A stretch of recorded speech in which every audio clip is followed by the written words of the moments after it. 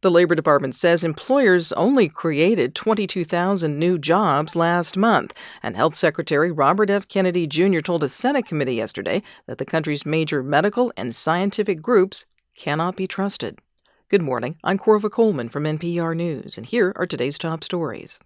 The Labor Department has released its latest monthly jobs reports. In August, only 22,000 new jobs were created. That's about 50,000 fewer jobs than analysts were expecting. Last month, President Trump abruptly fired the Labor Department official who oversees these reports after disappointing data were released. Health Secretary Robert F. Kennedy Jr. has told a Senate committee that the country's major medical and scientific groups cannot be trusted. NPR's Selena Simmons-Duffin reports Kennedy, an anti-vaccine activist, has clashed with these groups for years. Since being sworn in as the country's top health official, Secretary Kennedy has canceled millions of dollars for vaccine research, had his own CDC director fired, and limited the FDA approval for the latest COVID-19 booster.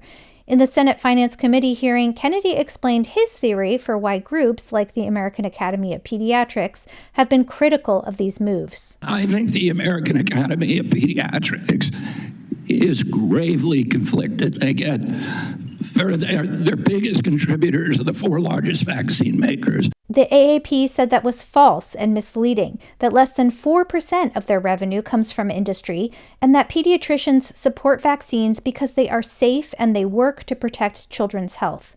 Selena Simmons-Duffin, NPR News, Washington. Massachusetts is the latest state to announce policies to protect vaccine access. As NPR's Ping Huang reports, it's in response to confusion and instability on the federal level. Last week, Health Secretary Robert F. Kennedy Jr. fired the new head of the Centers for Disease Control and Prevention. The Food and Drug Administration put limits on the fall COVID shot. In response, states like Massachusetts are sidestepping the federal government with their own vaccine policies.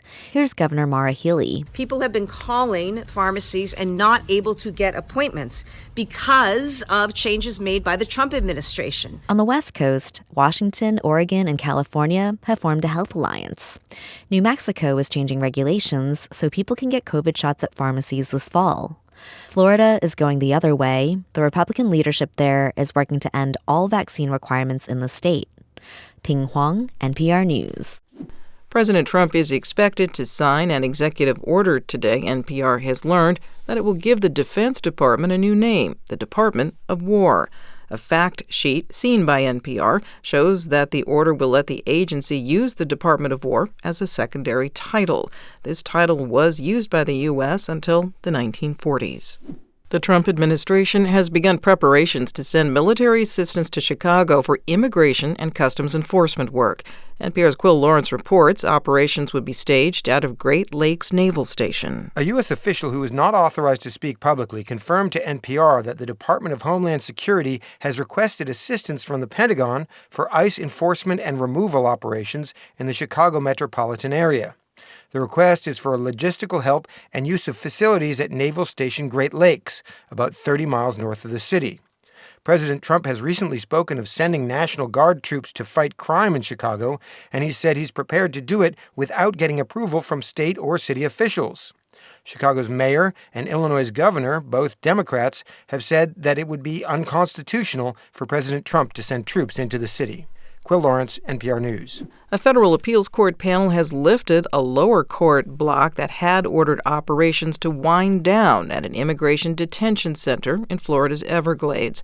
The facility, also known as Alligator Alcatraz, can continue operating while a legal challenge goes forward. NPR's Greg Allen has more. The decision, a 2-1 vote by a 3-judge panel at the Federal Appeals Court in Atlanta, reversed a ruling by a lower court judge in Miami. U.S. District Judge Kathleen Williams had ruled that construction of the facility in the Everglades without public input or an environmental impact statement violated federal law, and she gave Florida and the Trump administration 60 days to cease operations. The appeals panel ruled that a recent Supreme Court decision allows flexibility in how agencies weigh environmental consequences, and the lower court erred by not taking that into account. The panel has blocked the lower court judge from taking any further action while the appeal continues. Greg Allen, NPR News, Miami. PBS says it will cut about 15% of its workforce. The move follows the vote by the Republican-led Congress this summer that ended federal funding for public media. NPR's David Folkenflik has more. CEO Paula Kerger said PBS had already taken smaller steps but didn't have much choice. She said the congressional rescission of all future funds for the Corporation for Public Broadcasting, more than $500 million annually, mostly to public TV and radio stations, was compounded by the Trump administration's decision to kill a major educational grant for PBS. Kerger wrote to station officials that PBS would still fulfill core missions. Quote, "These decisions, while difficult, position PBS to weather the current challenges facing public media." Some stations have embarked on their own job cuts, even as listeners, viewers, and readers have stepped forward with fresh contributions to try to help stations fill the gaps. David Folkenflik, NPR News. The White House says it is lowering tariffs on Japanese automobiles and aircraft, but NPR's Danielle Kurtzleben reports the U.S. tariff deal with Japan is still incomplete. The White House now says that tariffs on Japanese cars will be reduced from 27.5% to 15%.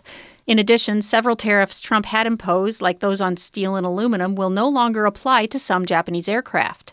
The executive order also says Japan is giving the U.S. greater market access for some of its exports, and that Japan has promised to invest more than $550 billion in the U.S. However, there has been no binding agreement between the two countries, meaning details are still unknown. President Trump has announced several trade framework agreements with other countries, but none are finalized. Danielle Kurtzleben, NPR News, the White House. You're listening to NPR News from Washington.